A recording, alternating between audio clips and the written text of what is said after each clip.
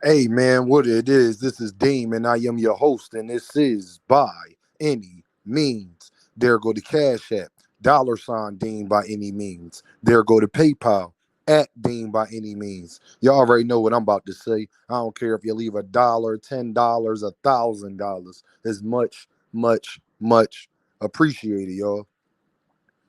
Jesse Bam Rodriguez. Lord have mercy. Y'all haven't seen me talk about him too much on my channel because it'd be hard for me to talk about the guys under 122 because it ain't, it's because they smaller and a lot of these fights, like my guy Fanon told me, they not happening in America and they just the smaller guys, so it's not a lot. You're not going to see a lot of African Americans in that weight class and things like that. But Jesse Bam Rodriguez has made me a true believer, y'all. And I was racking my brain, and I was talking to Fanon about this, and he said Bam reminds him of Javante. I I don't think it's maybe younger Javante, but I know what he's getting at as far as the way that they attack fights and they technique and they punch placement and the southpaw stance and just how they constantly cut off the ring. They have a lot of similarities. Jesse Bam Rodriguez actually reminds me of De La Hoya behind that jab. I mean, he was listen, man. Estrada was catching that jab at every single point of that fight. He didn't not one time let Estrada get out of the way of that jab. Even when Estrada dropped him, Bam got up and immediately put the jab back in his face. I just love how he's constantly cutting off the ring. Like Bam, he don't have the best footwork in boxing, like as far as like how a Lomachenko does. But what he does so well is he mirrors you, and he mirrors you excellent. The same way Gervonta Davis, and this was what Fanon was getting at, the same way Gervonta Davis mirrored Frank Martin, you can expect the same thing when you see Jesse Bam Rodriguez fight. The kid has made me a believer, man. He's 24 years old and has already fought all of the best competition. I mean, there's a couple other belt holders because he moved up, but I think once he unified there, I think he could be undisputed at 118, um, and just really show his dominance. I think he's big enough to fight at 122, but time will tell. We'll see. I'm not sure he want to do that while Noah Inoue up there, but I would love to see that fight. I think it would be a mega fight. I think that's a fight that'd get Noah Inoue to come to America because it's just too many Mexicans, too many Latino people in America. Whereas like he would make more money over here than he would in Japan for that particular fight, I believe. Um, Bam, man, I just like his constant pressure. He's constantly bouncing them shoulders. He constantly on his toes. He's not flat footed. You know how they be talking about flat footed Mexicans? Well, that's not Jesse Bam Rodriguez by a long shot. The kid, the best thing he does is his punch placement. Oh Lord, Jesse Bam Rodriguez, besides Gervonta Davis, Noah Inoue, Terrence Crawford, he's right there as far as punch placement. David Morrell, Jerron Ennis, he's in the same elk as those guys. He don't miss too much. He's not, and that's what makes him so dangerous because he's not wasting energy out there. He makes you waste energy, but he's not wasting energy on what he's giving you. And the kid got a gas tank. Now I know some will say, Dean, that's that snack program. And y'all know I tell y'all that snack program works. Shout out the manager Marty. The snack program works. I don't doubt that, but I can't. All I could do is be suspicious. And if I told you I wasn't suspicious of Bam Rodriguez, I'd be lying. The same way I'm suspicious of Devin Haney, Terrence Crawford, and the rest of them. But until they pop dirty or until they give me any reason to actually be suspicious, because even then I can't put the nail in the coffin, because like you see with this whole Ryan Garcia situation, it's still a lot of stones you got to unturn. But yeah, I'm suspicious of that. But that alone don't stop me from being a fan of guys. I could think you doing this or think you doing that.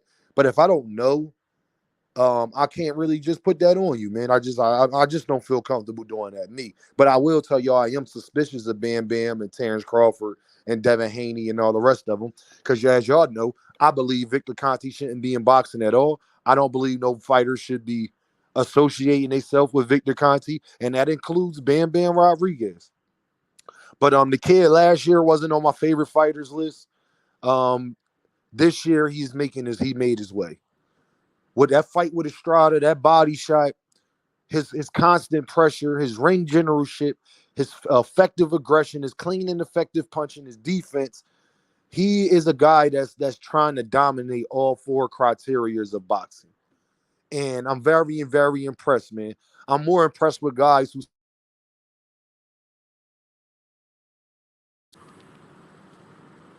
yo. Yeah, I'm more impressed by guys who stay behind that jab, who constantly moving pressure, who constantly just he don't give you no breaks in a fight. He's like he got the same mentality that a lot of Mexican and Latino fighters got, but he reminds me of Pitbull Cruz in that way, where he's constantly not playing with you. Like even when he got dropped, and this shows me something in the guy. This is when I knew that Bam Bam was a different breed. He got dropped, y'all, got up and started smiling. He got dropped, got up and started smiling.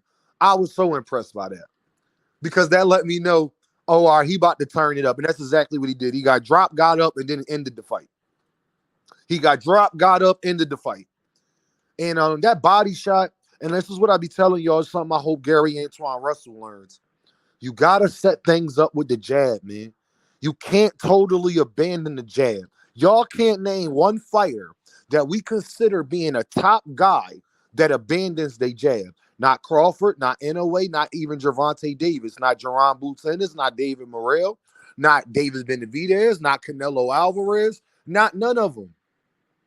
One thing they all going to do is give you that jab and keep it in your face because it keeps the other fighter off balance. He has no chance to get comfortable if you constantly mirroring him and putting it out there because the jab is just the setup punch. He's waiting for the second and third punch. The problem is with those guys that I mentioned, they all great at feinting. And if you don't know what feinting is when you jab a guy, you ain't got to necessarily jab him because you could feint a jab. But when you jab a guy and then act like you're going to throw the straight or to the body or the left hook, but you don't throw it. You throw something else. Ryan Garcia did a great job of this as far as what he was doing against Devin Haney. If you watch what Ryan Garcia was doing, Ryan get up close, act like he going to throw, then throw. Get Devin to react, and once he react, then throw it. That's the same thing Jesse Bam Bam Rodriguez was doing all night. I mean, and this is the other thing I want to talk about Bam Bam, because this is something that you can't teach. Boxing trainers say you can teach it, but I don't think you can teach it because I think it's more of an instinct thing.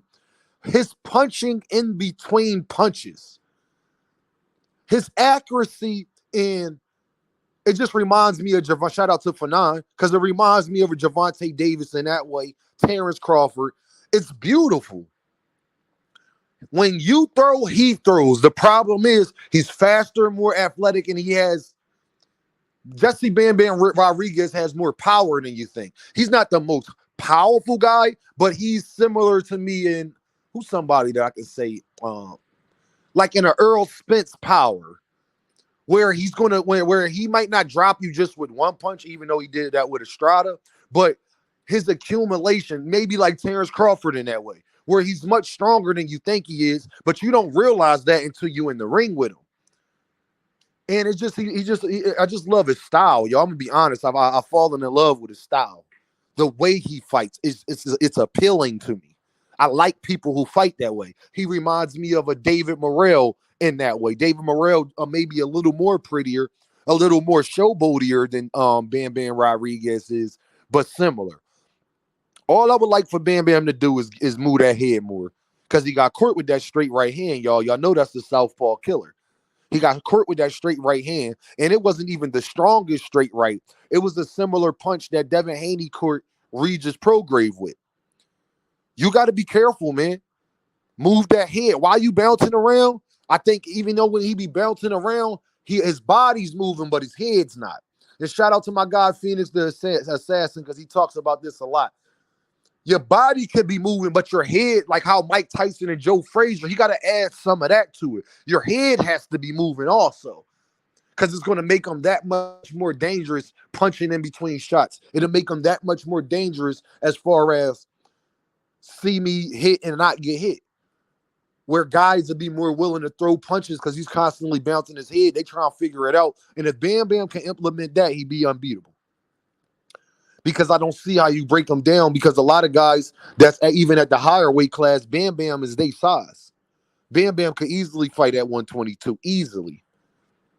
And I think he is. I think he's going to. I think he's going to clean up, get these belts at 118, and then I think he's going to go to 122 and do what he do. So shout out to Jesse Bam Bam Rodriguez, man. I am highly impressed by the young man. 24 years old, southpaw, American fighter. And just he has a lot of facets to his game. He don't have too many weaknesses. Only weakness, like I said, Joe, that I can see from him is he needs to get his head movement together. But I think that he's going to learn from that after getting dropped. I think that you don't think that you have to work on that as much until Estrada or somebody shows you that you do. Oh, I got to watch. I could be dropped. I'm human. He realized that the other night that he was human. And I think that's something he needed, because I just love the way he responded for that. Jesse Bam Bam Rodriguez is a generational talent. He should be on everybody's pound for pound list. He's definitely next up. He's definitely somebody I advise you to keep a big eye out on. My man Knockout Boxing been talking about him for forever. And since he's been talking about him about the last 2 years, I've been paying close attention to him, but I was breaking him down. Because when I'm not that impressed by your competition, it's hard for me to, like, especially when you're not at a higher weight class, you're not at the 140s, 147s, because I'll be more understanding then. But when you at the lower weight classes, I feel like you're already behind the 8 ball. And then when it's not you're not fighting Inoways and shoes and people like that that has come across my radar. I just gotta watch you a little bit more. And I did that with Bam Bam because I didn't want to give a bad opinion on the young man, even though I knew how talented he was and have been watching him fight. But now I think I've gathered all the information that I need to see that he's just that deal. He's just that bull, man. Jesse Bam Bam Rodriguez is next up, and y'all need to go check him out. So y'all already know what this is, right? Deem by any means, and I'll holla at y'all.